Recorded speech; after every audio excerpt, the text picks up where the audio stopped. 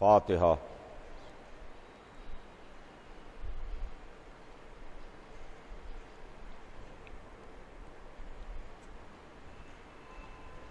اعوذ باللہ السمیع العلیم من الشیطان اللعین الرجیم، بسم اللہ الرحمن الرحیم۔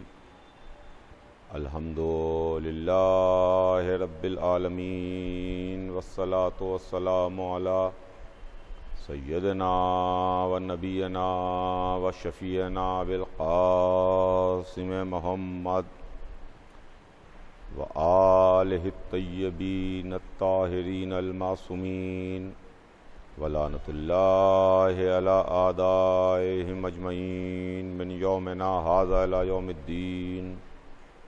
اما بعد، فقد قال اللہ سبحانہ تبارک و تعالی فی کتابہ المبین وہو اصدق الصادقین۔ بسم اللہ الرحمن الرحیم۔ انما یرید اللہ لیذھب عنکم الرجس اہل البیت ویطہرکم تطہیرا۔ کائنات کا خالق اور مالک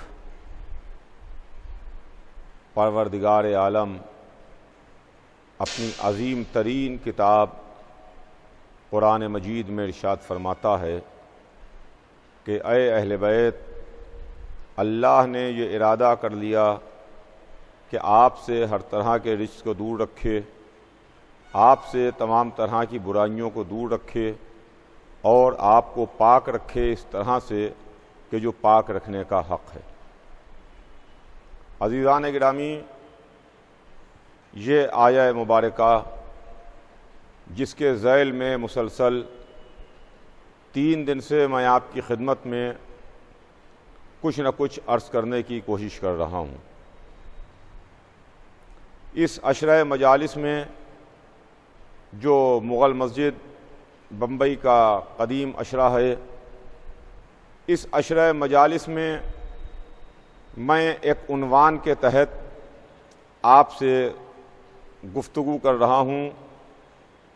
سلسلہ کلام آپ کے ذہن میں ہوگا، ہمارے اور آپ کے درمیان جو گفتگو ہے وہ یہ ہے کہ ہم اہل بیت کو کیوں مانتے ہیں، اہل بیت کے ماننے کے پیچھے وجہ کیا ہے، اہل بیت کو ماننے کے پیچھے راز کیا ہے۔ ہم 1400 برس بعد کے مسلمان ہیں، مگر 1400 برس کے بعد آج بھی ہم اہل بیت کو کیوں مانتے ہیں۔ اس سلسلے میں نے آپ کی خدمت میں کچھ عرض کیا، لیکن اب بات آگے بڑھے، سلسلہ کلام آگے بڑھے۔ عزیزان گرامی، میں نے کل کی مجلس میں آپ کی خدمت میں عرض کیا تھا کہ رسول اللہ کی آنکھ بند ہونے کے بعد ہم کو 3 طرح کے گروہ نظر آئے، ہم کو 3 طرح کے گروپ نظر آئے، ہمیں 3 طرح کے افراد ملے۔ ایک وہ تھے جو اصحاب رسول کہلاتے تھے، دوسرے وہ تھیں جو ازواج رسول کہلاتی تھیں، اور تیسرے وہ تھے جو اہل بیت رسول کہلاتے تھے۔ ان کے متعلق جب ہم نے معلوم کرنا چاہا اور ہم نے پوچھا تو کسی غیر سے نہیں پوچھا، کسی دوسرے سے نہیں پوچھا، کسی چھوٹے موٹے سے نہیں پوچھا، ہم نے پوچھا تو اللہ سے پوچھا، ہم نے پوچھا تو کلام اللہ سے پوچھا، کتاب اللہ سے پوچھا، اور کتاب اللہ نے تینوں کا کردار ہم کو بتایا اور پیش کیا۔ چنانچہ کل میں تفصیل کے ساتھ آپ کی خدمت میں عرض کر چکا کہ اصحاب کے سلسلے میں بھی ہمیں 2 طرح کی آیتیں نظر آتی ہیں، کچھ اچھی آیتیں ہیں، کچھ ان کی مذمت کرتی ہوئی آیتیں ہیں، کچھ آیتوں میں ان کی تعریف ہے، کچھ آیتوں میں ان کی مذمت ہے۔ ازواج کے سلسلے میں بھی ہم کو 2 طرح کی آیتیں ملیں، جس میں کہیں ازواج رسول کی تعریف ہے، کہیں ان کو ڈانٹا جا رہا ہے، ان کی مذمت کی جا رہی ہے۔ لیکن جب بات اہل بیت کی آئی تو قرآن اہل بیت کی مدح کرتا ہوا نظر آیا اور قرآن اہل بیت کی تعریف کرتا ہوا نظر آیا۔ تو ہمیں اپنی آخرت کو دیکھنا ہے، ہمیں اپنے عقبہ کو دیکھنا ہے، ہمیں اس چند روزہ زندگی کے بعد ہمیشہ ہمیشہ کی زندگی کو دیکھنا ہے، اس لیے کہ یہ دنیا کی زندگی چند روزہ زندگی ہے جس میں انسان آتا ہے اور آ کے چلا جاتا ہے۔ ہم بازار میں جاتے ہیں تو اچھے سے اچھا مال خریدنے کی کوشش کرتے ہیں، لیکن مذہب میں ہم یہ نہیں چاہتے کہ ہم دھوکہ کھا جائیں، ہم یہ نہیں چاہتے کہ ہم سے غلطی ہو جائے۔ دیکھیے، اگر کسی سے انجانے میں غلطی ہو جائے، دھوکے میں غلطی ہو جائے، ناسمجھی میں غلطی ہو جائے تو چلیے ایک حد تک ایکسکیوز ہے اس کا، ایک حد تک کہ اس کی معافی ہے کہ صاحب دھوکہ ہو گیا، ہم اندھیرے میں تھے، ہم انجانے میں تھے، ہمیں راستہ نہیں دکھائی دے رہا تھا، ہمیں نہیں معلوم تھا۔ لیکن جہاں پر قرآن جیسی کتاب بہت واضح طور پر کھل کے اعلان کر رہی ہے اور ہمارے واسطے سارے معاملات اس طریقے سے روشن ہیں کہ جیسے دن کا 12 بجا ہو اور سورج نصف النہار پر ہو، اسی طریقے سے جب ہمیں سارے معاملات معلوم ہیں تو اب ہم یہ کہہ کر کے اپنا دامن نہیں بچا سکتے کہ ہمیں معلوم نہیں ہے، ہم جانتے نہیں تھے، ہمارے پاس آپشن نہیں تھا، ہم کو معلوم نہیں تھا۔ تو عزیزان گرامی، چونکہ ہماری آخرت کا سوال ہے، لہذا آخرت کا سودا ہم نے دھوکے میں نہیں کیا، ہم نے آنکھیں بند کر کے نہیں کیا، ہم نے سمجھ بوجھ کے سودا کیا ہے، اس لیے کہ جن اہل بیت کو ہم نے مانا، ان اہل بیت کو اللہ نے اپنا دین کی حفاظت کرنے کے واسطے منتخب کیا، رسول اللہ نے اپنی خلافت کے واسطے منتخب کیا۔ اگر ان کو ہم نے اپنی رہبری کے لیے منتخب کیا تو اس کے پریشانی کی کیا بات ہے، تو اس میں گھبرانے کی کیا بات ہے کہ اللہ نے ان کو امامت کے واسطے منتخب کیا، رسول نے ان کو خلافت کے واسطے منتخب کیا، ہم نے اپنی رہبری کے واسطے منتخب کیا۔ ہم نے امت کو نہیں مانا، توجہ چاہوں گا عزیزان گرامی، ہم نے امت کو نہیں مانا، ہم نے اہل بیت کو مانا۔ آج ہمارے اوپر یہ الزامات ہیں، میں اپنے تمام سننے والوں سے، چاہے وہ جس فرقے کا ہو، چاہے وہ جس مذہب سے تعلق رکھتا ہو، میں اس کی خدمت میں یہ بات واضح طور کے اوپر بتانا چاہتا ہوں اور یہ عرض کرنا چاہتا ہوں کہ دیکھیے، ہم نے امت کو نہیں چنا، ہم نے اطرت کو چنا۔ ہم نے امت کو نہیں مانا، ہم نے اہل بیت کو مانا۔ ہم نے ان کو مانا، ہم نے رہبری کے لیے، ہم نے دین سمجھنے کے لیے، ہم نے دین کو ماننے کے واسطے، ہم نے اسلام کو پوری طریقے سے سمجھنے کے واسطے ان کو مانا۔ جہاں آیہ تطہیر کا حصار موجود ہے، جہاں آیہ تطہیر کا پہرا موجود ہے، جہاں قرآن کہہ رہا ہے کہ انما یرید اللہ لیذھب عنکم الرجس اہل البیت ویطہرکم تطہیرا، ہم نے اہل بیت کو منتخب کیا، ہم نے امت کو نہیں مانا۔ اس لیے کہ جب رسول اللہ کی آنکھ بند ہوئی، سنیے گا عزیزان گرامی، جب رسول اللہ کی آنکھ بند ہوئی اور سرکار ختمی مرتبت ہمارے درمیان سے تشریف لے گئے، تو اب اس وقت معاملہ یہ تھا کہ ہم کس کی مانیں۔ ہمارے پاس دو راستے تھے، ہمارے پاس دو آپشن تھے۔ ایک تو راستہ وہ تھا کہ رسول اللہ کی آنکھ بند ہونے کے بعد ہم مدینے کے تمام مسلمانوں کی بات کو مانیں، مسلمانان مدینہ کی بات کو مانیں، جو مدینے کے مسلمان، مدینے میں رہنے والے جس راستے پر چل رہے تھے اس راستے کے اوپر ہم بھی چل پڑیں، ہم بھی وہی راستہ منتخب کریں اور اپنے لیے وہی راستہ معین کریں۔ ایک آپشن تو یہ ہے، اور دوسرا آپشن ہمارے پاس وہ تھا کہ اس کے چند مہینے پہلے یعنی ذی الحج میں 18 ذی الحج کو غدیر کے بھرے میدان میں 1.25 لاکھ کے مجمع میں حضور سرور کائنات نے ایک اعلان کیا، اور وہ اعلان یہ تھا کہ اللہ مولایا وانا مولا المومنین من کنت مولاہ فہذا علی مولا، اللہ میرا مولا، میں مومنوں کا مولا، جس کا میں مولا اس کے یہ علی مولا۔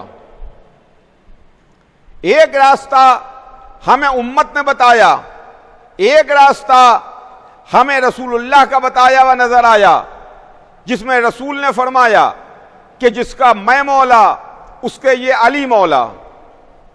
ہم نے امت کے بتائے ہوئے راستے کو نہیں چنا، ہم نے رسول اللہ کے بتائے ہوئے راستے کو چنا، ہم نے اللہ کے بتائے ہوئے راستے پر عمل کیا۔ تو عزیزان گرامی، اب یہاں پر سوال یہ پیدا ہوتا ہے کہ 2 راستے تھے، ایک امت کا بتایا ہوا راستہ، ایک اللہ و رسول کا بتایا ہوا راستہ۔ ہم چلے اس راستے پر جو راستہ ہمیں اللہ و رسول نے بتایا، امت کے بتائے ہوئے راستے پر نہیں چلے، اللہ کے بتائے ہوئے راستے پر چلے، قرآن کے بتائے ہوئے راستے پر چلے، رسول اللہ کے بتائے ہوئے راستے پر چلے۔ اب یہ راستہ صحیح ہے کہ وہ راستہ صحیح ہے؟ کون سا راستہ صحیح ہے؟ کون سا راستہ صحیح ہے؟ امت کا بتایا ہوا اور امت کا راستہ صحیح کہ اللہ اور رسول کا راستہ بتایا ہوا صحیح؟ کس راستے پر ہم چلے؟ اگر ہم امت کے بتائے ہوئے راستے پر نہیں چلے اور ہم اس راستے پر نہیں گئے جو امت مسلمہ نے ہمیں بتایا تھا، تو ہم گناہگار ہوئے تو صرف امت مسلمہ کے گناہگار ہوئے۔ توجہ چاہوں گا عزیزان گرامی، بہت خاص توجہ اپنے سننے والوں کی چاہوں گا۔ ہم گناہگار ہوئے تو ہم صرف اور صرف امت محمدی کے گناہگار ہوئے، ہم مدینے میں رہنے والے مسلمانوں کے گناہگار ہوئے۔ اور اگر ان کا راستے پر ہم عمل کرتے اور اس راستے کو ہم چھوڑ دیتے جو راستہ اللہ اور رسول نے بتایا تھا، تو ہم اللہ کے بھی گناہگار ہوتے، رسول اللہ کے بھی گناہگار ہوتے۔ اس لیے کہ ہماری بخشش کے واسطے امت نہیں آئے گی، محمد بخشش کے واسطے آئیں گے، اہل بیت ہماری شفاعت کو آئیں گے، اہل بیت ہماری نجات کے واسطے، اہل بیت ہماری شفاعت کے واسطے، اہل بیت ہماری بخشش کے واسطے وہ آئیں گے۔ تو ہم نے اہل بیت کے راستے کو چنا، ہم نے اللہ اور رسول کے راستے کو چنا، اس لیے کہ یہ اہل بیت ہیں، امت کے راستے پر ہم نے عمل نہیں کیا۔ ہم کو اہل بیت نے تعلیم دی ہے، ہم کو اہل بیت نے سکھایا ہے۔ اہل بیت نے ہمیں کیا بتایا؟ جب ہم اہل بیت کے راستے پر چلے، جو اہل بیت کا راستہ تھا، جو اللہ اور رسول کا بتایا ہوا راستہ تھا، جب ہم اس راستے پر چلے تو اس راستے پر ہم کو توحید ملی۔ اہل بیت نے ہم کو توحید کی تعلیم دی، اہل بیت نے ہم کو عدالت الہی کی تعلیم دی، اہل بیت نے ہم کو نبوت کے بارے میں بتایا، اہل بیت نے ہم کو امامت کے بارے میں بتایا، اہل بیت نے ہم کو قیامت کے بارے میں بتایا۔ یہ 5 چیزیں ہیں جو اصول دین کہلاتی ہیں۔ اول توحید، دوسرے عدل، تیسرے نبوت، چوتھے امامت، 5ویں قیامت۔ یہ 5 چیزیں ہیں۔ اہل بیت نے ہم کو اصول دین کی تعلیم دی، اہل بیت نے ہم کو اصول دین بتائے، توحید ہم کو اہل بیت نے بتائی، عدالت پروردگار کا سبق ہم کو اہل بیت نے بتایا، نبوت کے بارے میں اہل بیت نے بتایا، امامت کے بارے میں اہل بیت نے بتایا، قیامت کے بارے میں اہل بیت نے بتایا۔ ہمارے پاس اصول دین 5 ہیں، ہم 5 اصولوں کو مانتے ہیں، اور بقیہ عالم اسلام ان کے پاس جو اصل ہے وہ 3 ہیں، ان کے پاس 3 اصول ہیں، 3، ہمارے پاس ہیں 5۔ تو یہ 5 ہمارے پاس جو اصول ہیں، جو اصول دین کہلاتے ہیں، یہ ہم کو اہل بیت کے بتائے ہوئے ہیں۔ کسی کے ذہن میں نہ آئے کہ اس میں ہم اہل بیت سے رسول اللہ کو الگ کر رہے ہیں۔ میں اپنی پہلی مجلس میں یہ بات عرض کر چکا کہ جب میں اہل بیت کا نام لوں گا اس میں رسول اللہ شامل ہوں گے، رسول کو شامل کر کے اہل بیت کا نام لیا جائے گا، رسول کو مائنس کر کے اہل بیت کا نام نہیں لیا جائے گا، رسول کو شامل کیا جائے گا۔ اہل بیت نے ہم کو اصول دین کی تعلیم دی، اصول دین ہم کو بتائے، توحید ہم کو اہل بیت نے بتائی۔ اللہ ایک ہے، اللہ وحدہ لا شریک ہے، نہ وہ کسی سے ہے نہ کوئی اس سے ہے، نہ اس کی شادی، نہ اس کے بال بچے، نہ اس کا گھر، نہ اس کا خاندان، نہ اس کا قبیلہ، جیسے ہمارے اور آپ کے یہاں کہ یہ اللہ کی اولاد ہے، یہ اللہ کے بچے ہیں، یہ اللہ کا خاندان ہے، یہ اللہ کی بیوی ہیں، یہ اللہ کے بھائی ہیں، یہ اللہ کا باپ ہے، یہ اللہ میاں کی ماں ہیں، ایسا کچھ نہیں ہے۔ لیکن ہاں اتنی سی ضرور بات ہے کہ یہ سب کچھ تو اللہ نہیں رکھتا، نہ اللہ کا خاندان ہے، نہ اللہ کے بال بچے ہیں، نہ اللہ کے ماں باپ ہیں، نہ اللہ کسی سے پیدا ہوا ہے، نہ اللہ سے کوئی پیدا ہوگا، مگر اتنی بات ضرور ہے کہ ایک گھر جو ابراہیم خلیل اللہ نے بنایا تھا اس گھر کو ضرور اللہ نے اپنے سے نسبت دے دی اور یہ کہہ دیا کہ یہ بیتی، ہاں یہ میرا گھر ہے۔ اس گھر کو اپنا گھر کہہ دیا اللہ نے کہ ہاں یہ میرا گھر ہے۔ تو توحید ہم کو اہل بیت نے بتائی اور توحید کا سبق ہم کو اہل بیت نے دیا۔ بے شک اللہ کو ہم بھی مانتے ہیں، اللہ کو آپ بھی مانتے ہیں، اللہ کو تمام مسلمان مانتے ہیں کہ اللہ ایک ہے، وحدہ لا شریک ہے، مگر معاملہ یہ ہے کہ ہم کو اہل بیت نے وہ سا اللہ بتایا، اہل بیت نے ہم کو وہ سا خدا بتایا، وہ سا اللہ بتایا کہ جس کا نہ رنگ ہے، جس کی نہ صورت ہے، جس کی نہ پنڈلی ہے، جس کا نہ وزن ہے، نہ جو کرسی پر عرش پر کرسی پر بیٹھا ہوا ہے، ایسا اللہ نہیں بتایا کہ کالا سا ہے، موٹا سا ہے، سولا سا ہے، عرش پر کرسی پر بیٹھا ہوا ہے، اس کی پنڈلی پر نمرود کا مارا ہوا تیر بھی موجود ہے، ایسا اللہ اہل بیت نے نہیں بتایا۔ ہم بھی نماز پڑھتے ہیں، تمام عالم اسلام نماز پڑھتا ہے، تمام مسلمان نماز پڑھتے ہیں، مگر ادھر مغرب کی اذان ہوئی، نماز کا وقت آیا، جلدی جلدی ہم مسجد میں آئے، ہم نے وضو کیا، وضو کر کے آگے مصلی پہ کھڑے ہوئے، جلدی سے نیت کی اور نماز پڑھنے لگے۔ نماز تو ہم پڑھ رہے ہیں مگر پتہ نہیں ہمارا ذہن کیا سوچ رہا ہے۔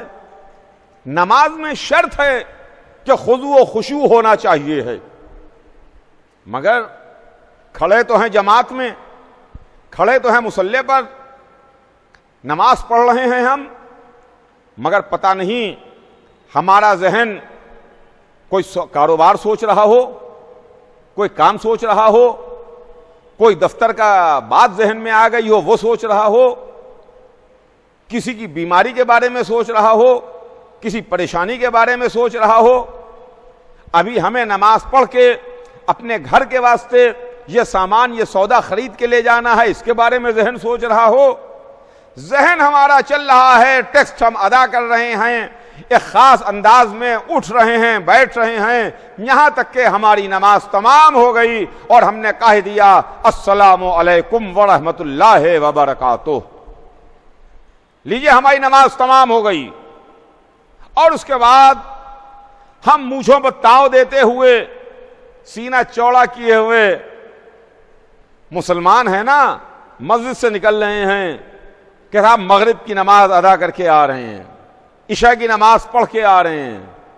اچھا، دیکھنے والے بھی دیکھ رہے ہیں، بہت بڑا نمازی ہے، پکا نمازی ہے، اذان کے وقت مسجد میں آ جاتا ہے، نماز میں کھڑا ہوتا ہے، صف میں کھڑا ہوتا ہے، پہلی صف میں کھڑا ہوتا ہے۔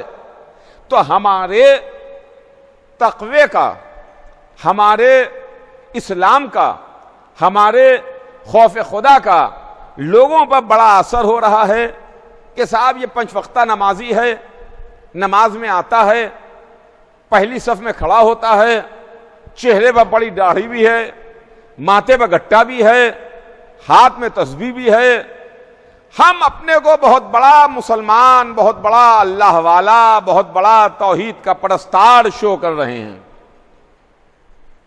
لیکن دل کا حال تو اللہ جانتا ہے، دل کے حال سے اللہ واقف ہے۔ لیکن کائنات عالم و آدم میں جنہوں نے توحید کی تعلیم دی ہے، جنہوں نے ہم کو توحید کے بارے میں بتایا، اللہ کے بارے میں بتایا، انہوں نے ہم کو کیا بتایا کہ وہ جو بڑی سے بڑی لڑائی میں، بڑے سے بڑے مارکے میں اس طریقے سے میدان میں، لشکر میں داخل ہو جاتا تھا کہ اس کو موت کی پرواہ نہیں رہتی تھی، بے نیام تلوار لیے ہوئے صفوں میں داخل ہو جاتا تھا تلوار چلاتا ہوا، اس کو اس بات کی پرواہ نہیں ہے کہ موت اس کے اوپر آ جائے یا وہ موت کے اوپر چلا جائے۔ لیکن وہی شہسوار، وہی بہادر، وہی جانثار، وہی میدان کا دھنی جب وضو کرتا ہے تو چہرے کا رنگ بدلنے لگتا ہے، جب مصلی پر آتا ہے تو ہاتھ پیروں میں راشا آ جاتا ہے، ماتھے کا اوپر پسینہ ہے، چہرے کا رنگ زرد ہے، ہاتھ پیروں میں راشا ہے۔ کسی نے آگے بڑھ کے کہا یا علی، آپ کو ہم نے بڑی بڑی لڑائیوں میں دیکھا، بڑے بڑے مارکوں میں دیکھا، بڑی بڑی جنگوں میں دیکھا، جہاں پر آپ کی ایسی کیفیت نہیں ہوتی جو کیفیت آپ کی نماز میں مصلی پر ہوتی ہے۔ تو کہنے والے کو علی نے ڈانٹ دیا، جھڑک دیا، کہا تجھے کیا معلوم کہ علی کس کی سرکار میں حاضر ہوتا ہے؟ علی کس کی سرکار میں حاضر ہوتا ہے؟ یہ علی کا مصلی پر آنا، یہ علی کے چہرے کا رنگ بدلنا، یہ علی کے جسم میں ہاتھ پیروں میں راشا ہونا، یہ علی کا سجدہ کرنا توحید کی تعلیم دے رہا ہے، توحید کو سکھا رہا ہے، توحید کو بتا رہا ہے کہ دیکھو جب بندہ ایسا ہے تو خدا کیسا ہوگا، جب بندہ ایسا ہے تو اس کا خالق کیسا ہوگا۔ توحید کی تعلیم ہم کو اہل بیت سے ملی، توحید کے بارے میں ہم کو رسول اللہ نے بتایا۔ دعوت عشیرہ میں یہی تو کہا تھا نا، قولوا لا الہ الا اللہ تفلحوا، کہو اللہ ایک ہے، کہو اللہ ایک ہے۔ اس پہاڑی کے پیچھے ایک لشکر ہے، تم نے وہ دیکھا نہیں ہے؟ خاندان والوں نے کہا تھا عشیرہ میں کہ عبداللہ کے بیٹے، چونکہ آپ نے ہم سے کوئی غلط اور لغو بات نہیں کہی، لہذا ہم آپ کی زبان، آپ کے بیان، اس پر یقین کرتے ہیں، بھروسہ کرتے ہیں کہ آپ ہمیشہ سچ بولے، صادق ہیں آپ کہہ رہے ہیں تو ہم اس پہاڑی کے پیچھے لشکر کو مان لیں گے۔ تو اس پر رسول اللہ نے جواب دیا کہ سنو، جس طرح بغیر دیکھے میری زبان پر، میرے قول پر تم اس بات کو مانو گے کہ پہاڑی کے پیچھے لشکر ہے جس کو تم نے نہیں دیکھا ہے مگر میرے کہنے پر مان لو گے، اسی طریقے سے میرے کہنے پر اس بات کو مانو کہ اللہ ایک ہے، وحدہ لا شریک ہے، وہ خالق ہے، مالک ہے، وہ کائنات کو خلق کرنے والا ہے۔ رسول اللہ نے اللہ کو بتایا، علی نے اللہ کو بتایا، اور اس کے بعد یوں تو ہمارے ہر امام نے ہمیں توحید کی تعلیم دی ہے، مگر وقت نہیں ہے جو تفصیل کے ساتھ عرض کروں،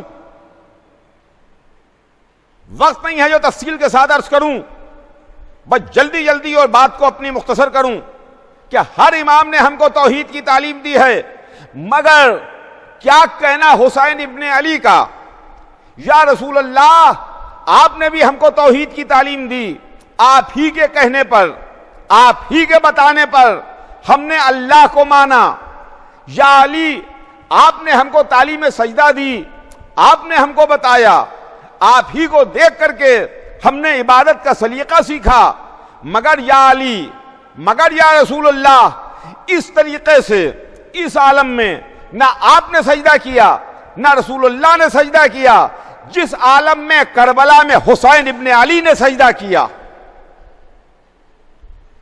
3 دن کی بھوک میں، 3 دن کی پیاس میں 72 لاشیں اٹھانے کے بعد حسین پیشانی کو خاک پر رکھے ہوئے ہیں، اللہ تیرا شکر ہے کہ تو نے میری قربانیوں کو قبول کر لیا۔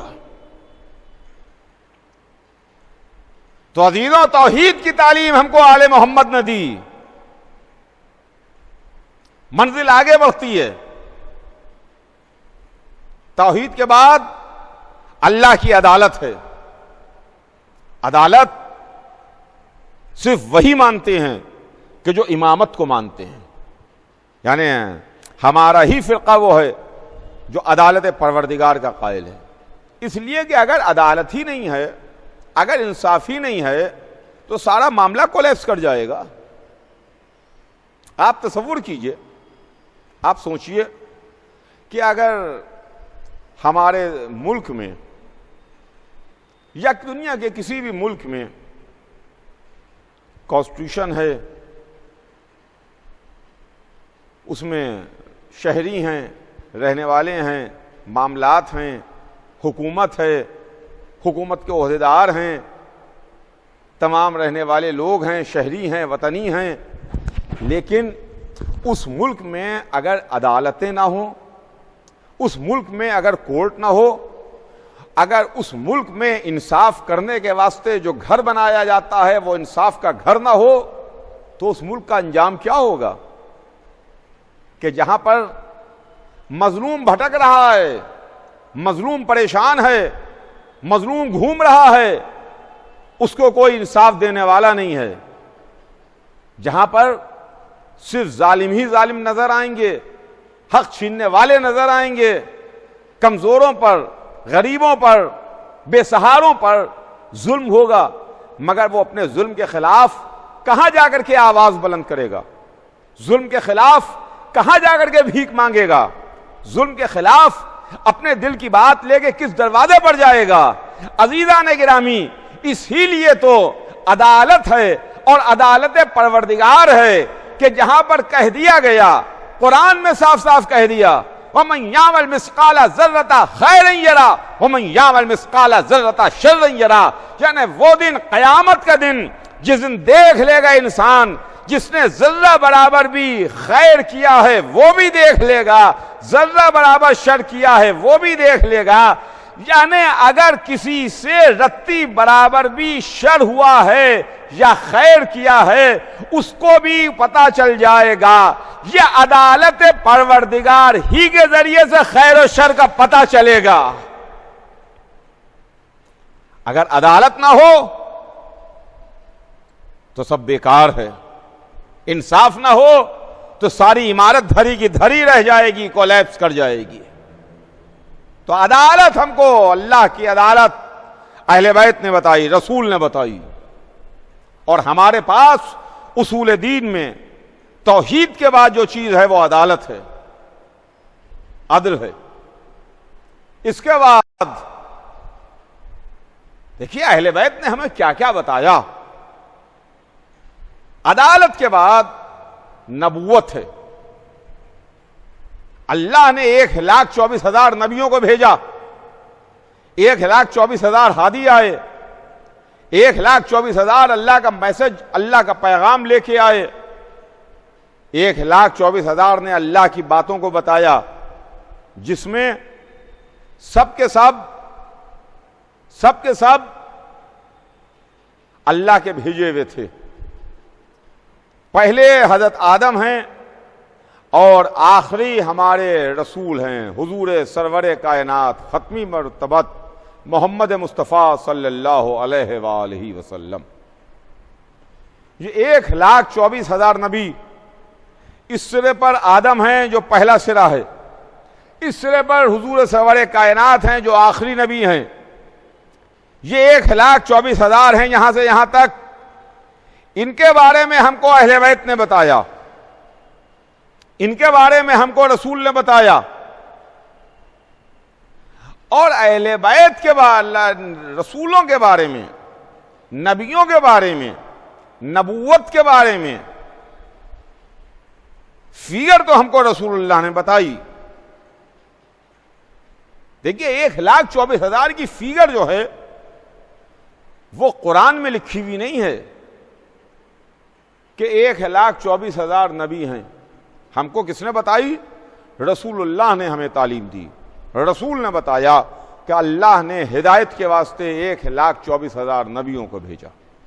ہمارا عقیدہ ہے، ہمارا ایمان ہے، ہم 1,24,000 کو مانتے ہیں، مگر ہمیں یہ اختیار نہیں ہے کہ اس میں ہم ایک کو بھی کم کر لیں یا ایک کا بھی اضافہ کر لیں۔ ہمیں صرف ماننا ہی ماننا ہے، اس کے علاوہ ہمارا اختیار کچھ بھی نہیں ہے۔ یہ ہمیں اہل بیت نے بتایا۔ مگر کچھ نبیوں کے نام، کچھ نبیوں کا ذکر، کچھ نبیوں کے تذکرے اللہ نے قرآن میں کیے ہیں۔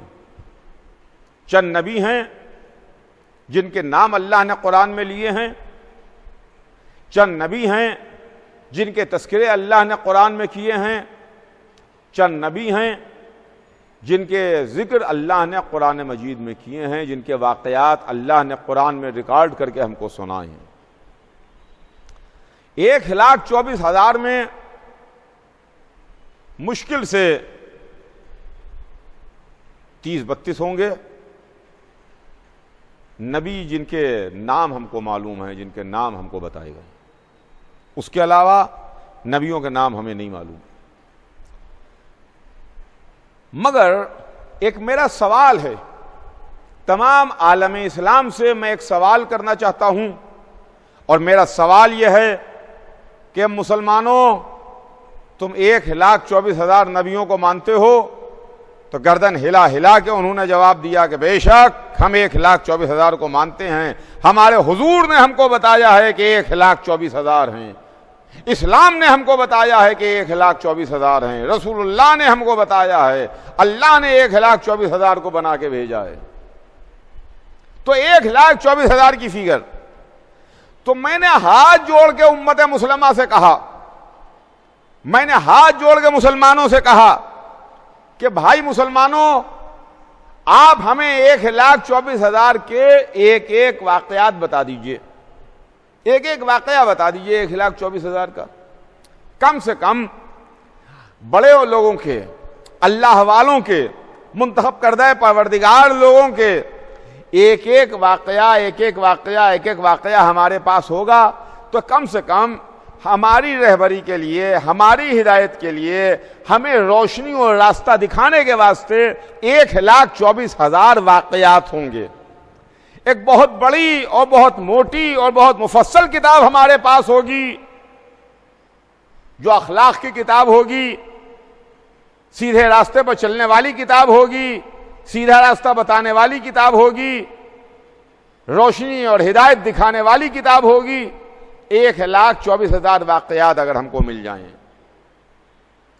تو علماء اسلام نے کہا کہ نہیں بھائی، ہم 1,24,000 واقعات تو نہیں بتا سکتے، ہمارے پاس سب کے واقعات نہیں ہیں، بس تھوڑے ہی سے واقعات ہیں جن کو ہمیں بتایا گیا ہے، ہمارے پاس واقعات نہیں ہیں۔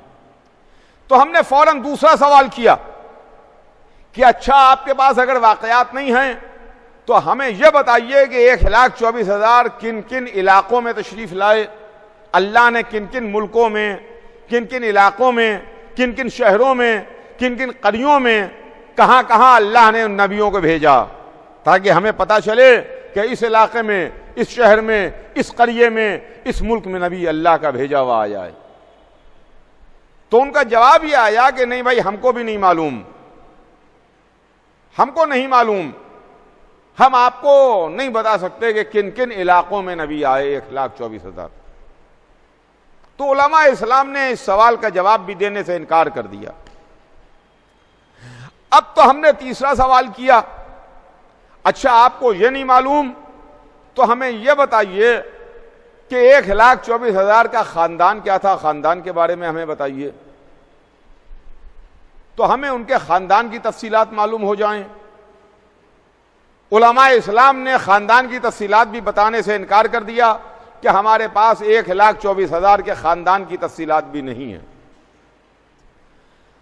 تو پھر ہم نے ہاتھ جوڑ کے علماء اسلام سے عرض کی کہ ٹھیک ہے، پھر ہمارے ایک سوال کا جواب دے دیجئے، یہ بتا دیجئے کہ 1,24,000 کس تاریخ کو، کس سن میں پیدا ہوئے اور کب یہ دنیا سے تشریف لے گئے، سدھار گئے، ان کی تاریخ ولادت، ان کی تاریخ وفات وغیرہ یہ سب آپ ہم کو بتائیے۔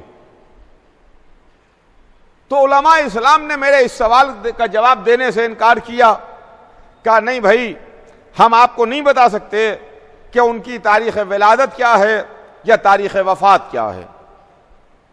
میں سوال پہ سوال کرتا جا رہا ہوں، علماء اسلام ہاتھ جوڑتے جا رہے ہیں، انکار کر رہے ہیں، نہ ہمیں واقعات معلوم ہیں، نہ ہمیں علاقے معلوم ہیں، نہ ہمیں خاندان معلوم ہیں، نہ ہمیں تاریخ ولادت، تاریخ وفات معلوم ہے، کچھ بھی نہیں معلوم ہے۔ تو پھر آخر میں ہم نے ہاتھ جوڑ کے عرض کی کہ علماء اسلام کم سے کم ہمارا عقیدہ 1,24,000 پر ہے، تو آپ ہمیں 1,24,000 کے صرف اور صرف نام بتا دیجئے، صرف اور صرف نام بتا دیجئے۔ تو علماء اسلام نے نام بتانے سے بھی منع کر دیا کہ نہیں، ہمیں 1,24,000 کے نام نہیں معلوم ہیں، 1,24,000 کے ہم نام نہیں بتا سکتے، ہمیں معلوم نہیں ہے۔ تو ہم نے کہا یہ تو بڑی عجیب بات ہے کہ ہم مان تو رہے ہیں، فیگر ہمارے پاس ہے میتھمیٹیکل 1,24,000، یعنی 1,24,000 میں ہم 1,23,999 بھی نہیں کر سکتے، ہم 1,24,000 ایک بھی نہیں کر سکتے، 1,24,000 میتھمیٹیکل فیگر، تو ہمیں 1,24,000 کے نام بھی نہیں معلوم۔ تو ہم نے کہا یہ کون سی بات ہے کہ ہم تو مانے بیٹھے ہوئے ہیں، نہ آپ کو واقعات معلوم ہیں، نہ آپ کو علاقے معلوم ہیں، نہ آپ کو تاریخ ولادت و وفات معلوم ہے، نہ آپ کو نام معلوم ہیں، تو پھر آپ ان کے اوپر کیوں اعتراض کرتے ہیں؟ ہم جن 12 کو مانتے ہیں آپ ان کو کیوں نہیں مانتے کہ جن 12 کے نام بھی معلوم ہیں، جن کے پتے بھی معلوم ہیں، جن کے واقعات بھی معلوم ہیں، جن کے خاندان بھی معلوم ہیں، جن کی تاریخ ولادت بھی معلوم ہے، جن کی تاریخ شہادت بھی معلوم ہے، یہ بھی معلوم ہے کہ 11 شہید کر دیے گئے ہیں، ایک زندہ موجود ہے۔ عزیزان گرامی، ہم اہل بیت کو کیوں مانتے ہیں؟ وجہ سنیے ہم سے کہ ہم نے آنکھیں بند کر کے اہل بیت کو نہیں مانا ہے، ہم نے ذہن کی شمعوں کو جلا کے روشن کر کے اہل بیت کو مانا ہے، اندھیرا کر کے اہل بیت کو نہیں مانا ہے۔ ہم غلامان اہل بیت اندھی عقیدتوں کے قائل نہیں ہیں، ہمارے پاس اندھی عقیدتیں نہیں ہیں، ہم روشنی میں مانتے ہیں، اندھیرے میں نہیں مانتے۔ تو عزیزان گرامی، بات نبوت تک آئی ہے. ہم کو نبوت کی تعلیم رسول سے ملی. ہم کو نبیوں کے بارے میں آل رسول نے ہمیں بتایا. اور پھر سرکار ختمی مرتبت نے ایک موقع پر ارشاد فرمایا، حدیث رسول ہے کہ من اراد ان ينظر الى آدم فی علمہ وإلى نوح فی عزمہ وإلى ابراہیم فی خلتہ وإلى عیسیٰ فی الزہد وإلى موسیٰ فی ہیبتہ فلینظر علی وجہ علی ابن ابی طالب علیہ السلام. یہ حدیث رسول ہے جس میں حضور سرور کائنات نے ارشاد فرمایا کہ جو آدم کو ان کے علم میں، نوح کو ان کے عزم میں، ابراہیم کو ان کی خلت میں، موسیٰ کو ان کی ہیبت میں، عیسیٰ کو ان کے زہد میں دیکھنا چاہے تو وہ علی کو دیکھے، علی کا چہرہ دیکھے، علی کے چہرے کی زیارت کرے. یا رسول اللہ، یہ آپ کہنا کیا چاہ رہے ہیں کہ آدم کو ان کے علم میں، نوح کو ان کے عزم میں، ابراہیم کو ان کی خلت میں، موسیٰ کو ان کی ہیبت میں، عیسیٰ کو ان کے زہد میں دیکھنا چاہے وہ علی کو دیکھے؟ شاید رسول کا جواب ہے، یہی تو میں امت کو بتانا چاہ رہا ہوں کہ تم نے 1,00,000 کی فیگر سنی ہے ہم سے. اللہ نے 1,24,000 کو بھیجا ہے، مگر 1,24,000 کے نہ تمہیں واقعات معلوم ہیں، نہ تمہیں نام معلوم ہے، نہ تمہیں پتہ معلوم ہے، نہ تمہیں علاقہ معلوم ہے. تم ان کے بارے میں کچھ نہیں جانتے. بس اگر تمہیں معلوم ہے تو 1,24,000 کی فیگر معلوم ہے. میں اسی واسطے تمہیں بتانا چاہتا ہوں کہ تم علی کا چہرہ دیکھو، علی کی صورت دیکھتے رہو، علی کے چہرے کی زیارت کرتے رہو. یہ علی کا چہرہ اکیلا چہرہ نہیں ہے. گویا تم نے علی کا چہرہ دیکھا، تم نے آدم کو دیکھ لیا، نوح کو دیکھ لیا، ابراہیم کی زیارت کر لی، موسیٰ عیسیٰ کی زیارت کر لی. گویا 1,24,000 کا جلوہ دیکھ لیا اگر علی کا چہرہ دیکھ لیا. تو عزیزان گرامی، یہ منزل ہے خدا کی قسم. بس اس کے آگے انشاءاللہ کل میں اپنی بات کو آگے بڑھاؤں گا. آج وقت تمام ہو رہا ہے، لہذا بات بھی یہیں پر تمام ہوگی. اہل بیت نے ہم کو اسلام سکھایا، اہل بیت نے ہم کو مذہب کے بارے میں بتایا، ورنہ دنیا تو حکومت کے چکر میں پڑ گئی. دنیا تو تخت اور اقتدار کے چکر میں پڑ گئی، دولت اور سلطنت کے پیچوں میں الجھ کے رہ گئے. اب اللہ کو کون یاد رکھتا ہے؟ رسول اللہ کس کو یاد ہیں؟ قرآن کس کو یاد ہے؟ اسلام کس کو یاد ہے؟ دین کس کو یاد ہے؟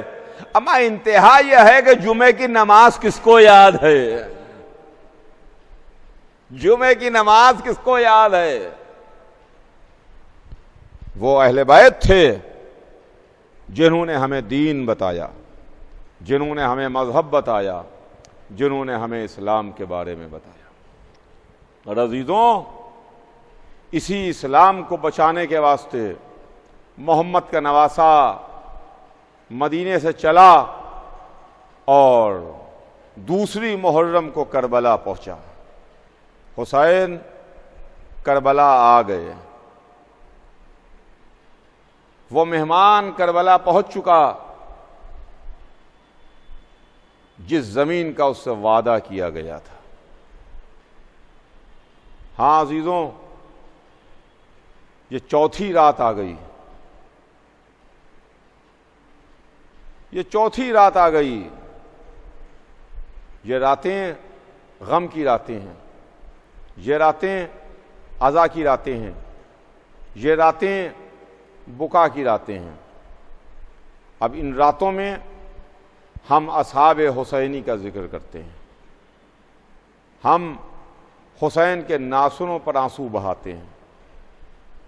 ہاں حسین جانب عراق تشریف لیے جا رہے تھے کہ راستے میں حر کا رسالہ ملا، حر کے قافلے نے راستہ روکا، حر نے آگے بڑھ کے لجام فرس پر ہاتھ رکھ دیا تھا، لجام فرس پر ہاتھ رکھا تو حسین نے ایک جملہ کہا کہ تیری ماں تیرے ماتم میں روئے، تیری ماں تیرے ماتم میں بیٹھے، آئے حر کیا کر رہا ہے تو؟ حر کانپ گیا، کہا فرزند رسول میں آپ کی مادر گرامی کے واسطے کچھ نہیں کہہ سکتا، آپ کی والدہ عالمین کی عورتوں کی سردار ہیں، خاتون جنت ہیں، رسول اللہ کی بیٹی ہیں، مگر میں آپ کی ماں کے بارے میں کچھ نہیں کہوں گا۔ حر نے راستہ روکا اور حسین سرزمین کربلا پر آئے، لیکن حر کو اندر ہی اندر ایک کسک تھی، حر کو اندر ہی اندر ایک احساس تھا جو پریشان کر رہا تھا تو لشکر یزید میں تھا، تو اس طرف جو راستہ باطل کا راستہ تھا، جو ظلمت کا راستہ تھا، جو اندھیروں کا راستہ تھا، جو جہنم کا راستہ تھا۔ اور عزیزان گرامی سنیے گا، میں اپنے تمام سننے والوں کو ایک یہ پیغام دینا چاہ رہا ہوں کہ صبح عاشوراء جناب حر کا امام حسین کی خدمت میں آنا ان تمام لوگوں کے واسطے راستے کھول رہا ہے کہ جن کی زندگیاں ابھی تک اندھیروں کے راستے پر گزری ہیں، باطل کے راستے پر گزری ہیں، ظلم کے راستے پر گزری ہیں، اگر وہ کسی وجہ سے ہمت نہ کر پا رہے ہوں کہ ارے صاحب میری اتنی زندگی باطل کے راستے پر گزر گئی، اتنی زندگی غلط راستے پہ گزر گئی، اتنی زندگی جہنم کے راستے پہ گزر گئی، ارے اب ہم کیا کریں؟ آؤ آگے حر سے سبق لو، جس نے پوری زندگی یزید کے راستے پہ گزاری مگر زندگی کے چند آخری لمحے حسین کے راستے پر گزارے تو اس کا ریوارڈ یہ ملا، اس کا انعام میں یہ ملا، اس کا صلہ یہ ملا کہ فاطمہ زہرا کا رومال ملا، حسین کا زانو ملا، صبح قیامت تک چاہنے والوں کے سلام مل رہے ہیں، چاہنے والوں کے سلام مل رہے ہیں۔ شب عاشور پوری رات ٹہل رہا تھا، پوری رات اپنے خیمے میں ٹہلا ہے، کسی نے آگے بڑھ کے کہا حر آج ایسی تیری کیفیت دیکھ رہا ہوں جیسی اس کے پہلے کبھی نظر نہیں آئی، کہ کیا بات ہے؟ تو عرب کا بہت بڑا بہادر ہے، شہسوار ہے، بہت بڑا سپاہی ہے، بہت بڑا سردار ہے، یہ تیری کیا کیفیت ہے؟ یہ تیرے ہاتھ پیروں میں راشا کیوں ہے؟ تیرے چہرے کا رنگ کیوں بدلا ہوا ہے؟ تیرے پاس تو لشکر ہے، تیرے پاس تو سپاہی ہیں، تیرے پاس تو بہتا ہوا دریا ہے، تیرے پاس تو کھانے کے واسطے سب کچھ ہے، اس کے بعد یہ تیری کیفیت ہو رہی ہے؟